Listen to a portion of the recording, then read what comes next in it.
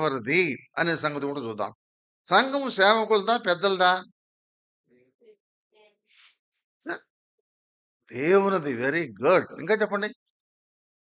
నువ్వు దేవుంది అన్నావు అనుకో అమ్మా, సంఘములో 3 పార్టీలు ఉంటాయి. ఇప్పుడు గుర్తుపెట్టుకోండి. ఎన్ని పార్టీలు? 3 పార్టీలు. ఒక పార్టీ సేవకుడు అంటే పడిసేస్తారు. మా సేవకుడు, మా సేవకుడు, మా సేవకుడు. రెండో పార్టీ ఎటువంటిదంటే, సేవకుడు మాట్లాడితే ఎక్కువ మాట్లాడతాడు సేవకుడు. ఎక్కువ అసలు మాట్లాడకపోతే అబ్బా! ఆయనకి ఎంత గర్వం. అసలు మాట్లాడే మాట్లాడరు.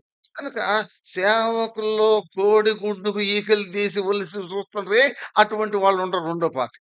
మూడో పార్టీ ఎటువంటిదంటే, అన్ మనకెందుకు దేవుడు చూసుకుంటాడు. అన్నీ దేవుడు చూసుకుంటాడు. అన్నీ దేవుడు చూసుకుంటాడు. ఇదే పార్టీది దేవుడు పార్టీ. కనుక మనం ఈ 3 పార్టీలు దేనికి సంబంధించినోళ్ళం గాదు. అర్థమైందా? ఈ 3 పార్టీలు దేనికి సంబంధించిన వాళ్ళం ఉండాల్సిన అవసరం లే. అర్థమైందా? ఎందుకంటే సంఘము ఎవరిది అనే సంగతి చూద్దాం ఇప్పుడు. మత్తయి సువార్త 16 అధ్యాయం 18 వచనం. మత్తయి 16, 18. నా సంఘమును నేను కట్టుదును. I will build my church. My church. ఈ సంఘము నాది అన్నాడు ప్రభు. తర్వాత సంఘం అనేది ఆయనది మాత్రమే కాదు, సంఘము ఆ, తనది అనే మాట చదువుదాం. అపోస్తుల కార్యం 20:28. అపోస్తుల కార్యం 20:28. దేవుడు తన స్వరక్తమెచ్చి సంపాదించిన తన సంఘము, తన సంఘము, నా సంఘము, తన సంఘం అంటే నా సంఘమే అన్నాడు ప్రభు. తర్వాత నా ఇల్లు అన్నాడు. సంఘం అనేటువంటిది ఆయన ఇల్లు.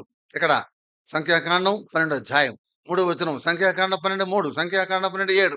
నా ఇల్లు అన్నాడు. తర్వాత హెబ్రీ పత్రిక 3వ అధ్యాయం 5వ వచనం, 6వ వచనం. హెబ్రీ పత్రిక 3:5-6. దేవుని ఇల్లు అన్నాడు. తర్వాత దేవుని నా మందిరము అన్నాడు. లేవియకాండం 26వ అధ్యాయం 11వ వచనం. లేవియకాండం 26:11. నా మందిరము అన్నాడు. తర్వాత నా ప్రార్థనా మందిరము అన్నాడు. ఇక్కడ యెషయా గ్రంథం 56వ అధ్యాయం 7వ వచనం, 56:7. నా ప్రార్థనా మందిరం అన్నాడు. తర్వాత నా ఇల్లు అయిపోయింది, నా తండ్రి ఇల్లు అన్నాడు. యోహాను సువార్త 2వ అధ్యాయం 17వ వచనం, 2:17. నా తండ్రి ఇల్లు. సరే, ఈ వచనాలన్నిట్లో కూడా ఏం రాయబడింది? సంఘం ఎవరిది? ఇప్పుడు చెప్పండి. సంఘం ఎవరిది? యేసు ప్రభుది.